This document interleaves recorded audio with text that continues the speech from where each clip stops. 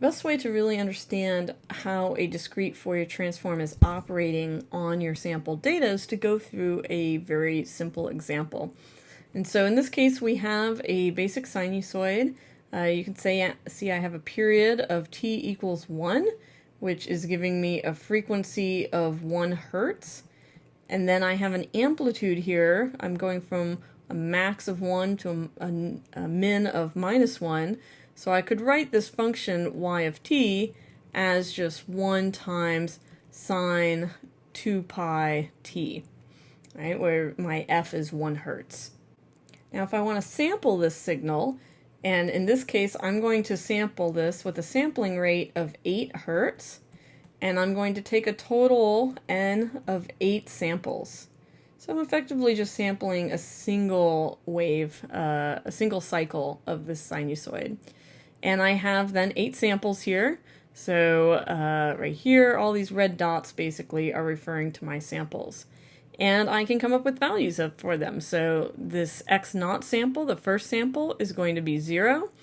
This x1 sample is going to be 0.707. It's 1 over square root of 2. Up here, x2 is 1. And all the way to x7, my 7th sample, the value is negative 0.707, or negative 1 over square root of 2. So all of these notations in red are really what I need in order to compute the discrete Fourier transform now. I need my sample data at each sample in time, and I need the total number of samples that I've gotten, so 8 samples in this case. And you'll see how the sampling rate comes into it a little bit later as well. Okay, let's start with the easiest term. This is the big X0 term. So I'm looking at the 0th frequency bin. And so I'm going to use all of my sample numbers. These are what I had on that previous slide. And sum these up with these exponentials in order to get what my frequency content in that 0th bin actually is. So I'm going to note something right away. This k term over here, this is 0. Right? And so if I have a little k equals 0 up here, then I'm taking the exponential of 0, right? And that means that this whole term here, this whole complex exponential is just going to equal 1. So x0 in this case is going to be the sum of all of my samples. So I go from n equals 0 to n minus 1 of xn. And in this case, I can see I have a sum of 0, right? All of these have some kind of negative that offsets it. So my x0 term is going to be 0.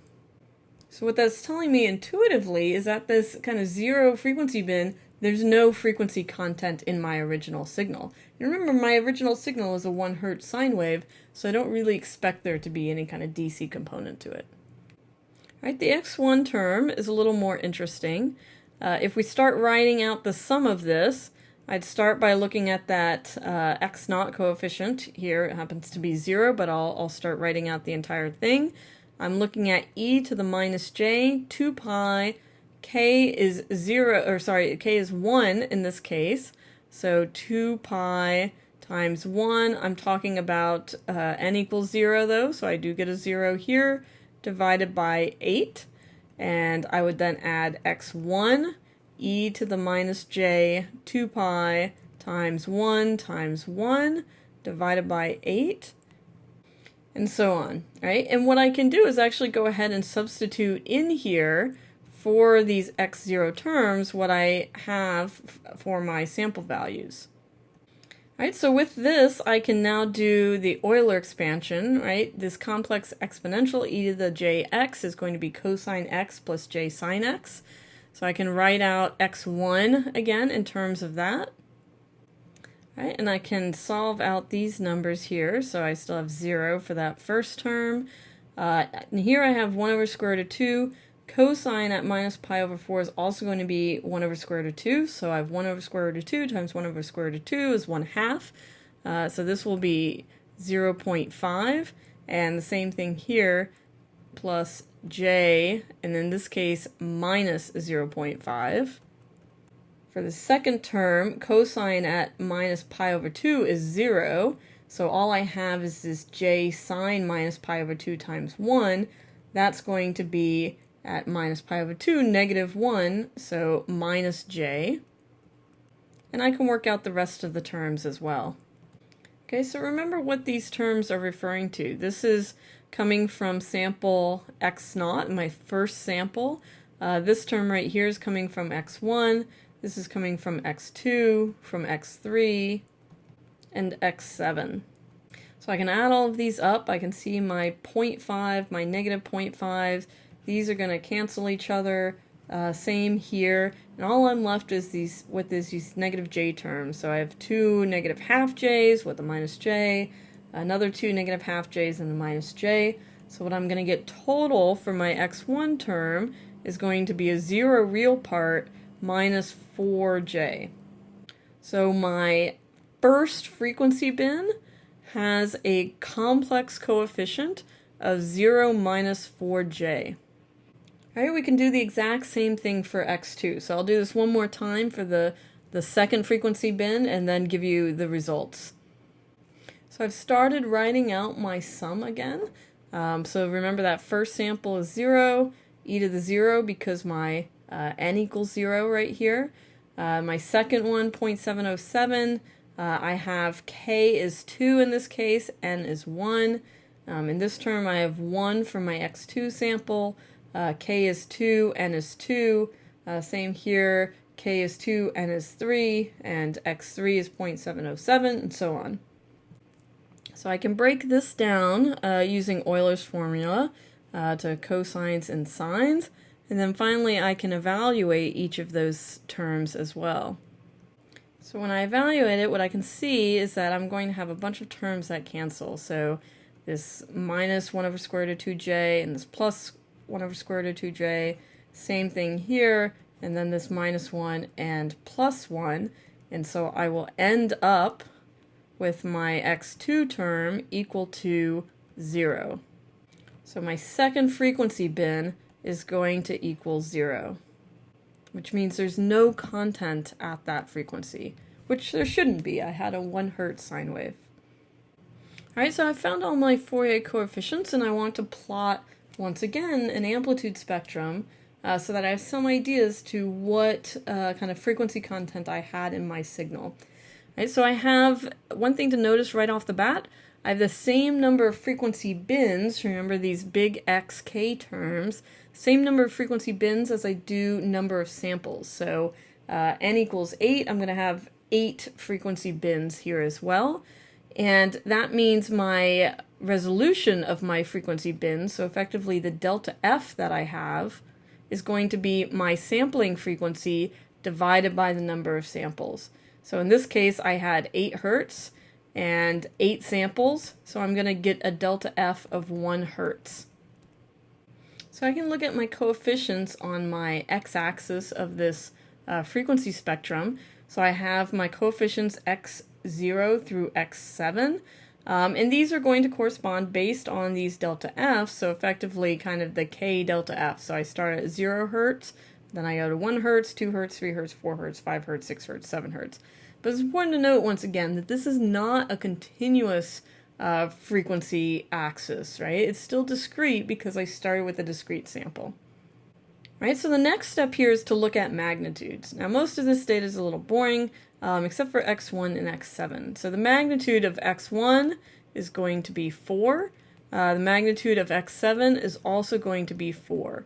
So if I want to plot this on my amplitude frequency spectrum, I'm going to find a amplitude of 4 for those terms and mark that. So I have amplitude of 4 here for the x1 term, amplitude of 4 here for the x7 term. And everything else then is going to have an amplitude of 0.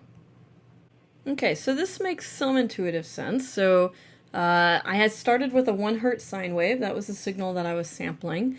And in my 1 Hertz bin, I have frequency content, right? So 1 Hertz, I have something other than 0. But I also have something other than 0 in this 7 Hertz bin. So what's going on there? Well, this is what's called a two-sided frequency plot. And the challenge is I have that Nyquist limit based on my sampling rate. So if I was sampling at 8 Hertz, I'm not going to have any frequency content show up in my signal above 4 Hertz. So what I'm going to have to do is effectively fold over and add to the half of this frequency plot that's further out. So I'm basically going to draw a line right here through that frequency limit. That's my Nyquist frequency. There's Fn right there, is 4 Hertz. So I'm going to fold this around that line and add those two things together. So the key point is that this 1 Hertz bin now goes up to an amplitude of 8 because I folded that over and added it. These go away. Right, but the amplitude of our sine wave, our 1 Hertz sine wave that we started with, wasn't 8, it was 1. So what's going on here? Well, what we have to do in this case for this amplitude is, because we were looking at all of those samples, we actually have to basically create the average. So we have to divide all of these by 8 to get a true amplitude. So if I divide this by my number of samples here, then I'm going to get, this will be an amplitude of 1. So in fact, in the end, I have 1 Hertz, so I have my frequency content in the signal at 1 Hertz with an amplitude of 1, which is what I expect. So I'm pretty happy about that. Okay, so what I get in the end here is only a single coefficient, a single non-zero coefficient. If I had multiple coefficients, I'd have to worry about adding all of that together. But a single coefficient down here, and that is going to, remember I have to average out that magnitude there from 8 down to 1 because I'm dividing by my number of samples. And the angle of this, right, I could measure the angle from the positive real axis like this, so that would be 3 pi over 2, or I could measure it in the opposite direction and get minus pi over 2 here. So what this is telling me in the end is that this vector on this imaginary plane is going to correspond to a cosine function with an amplitude of 1 and a frequency of 1 Hertz, so 2 pi times 1 t, and then, oops, I have a phase there as well, and I'm going to write that as minus pi over 2. Right, so this is my reconstruction of my x of t. I'm getting cosine 2 pi t minus pi over 2. Well, a cosine with a phase of minus pi over 2 is effectively a sine wave. So what I get here is something that looks like this. And I apologize for the bad sinusoid, but I have 1 second right here because I have a frequency of 1 Hertz and I have an amplitude of 1. So I'm going from +1 to -1 with my sinusoid. And this is the reconstruction based on these, effectively the inverse Fourier transform from these frequency coefficients.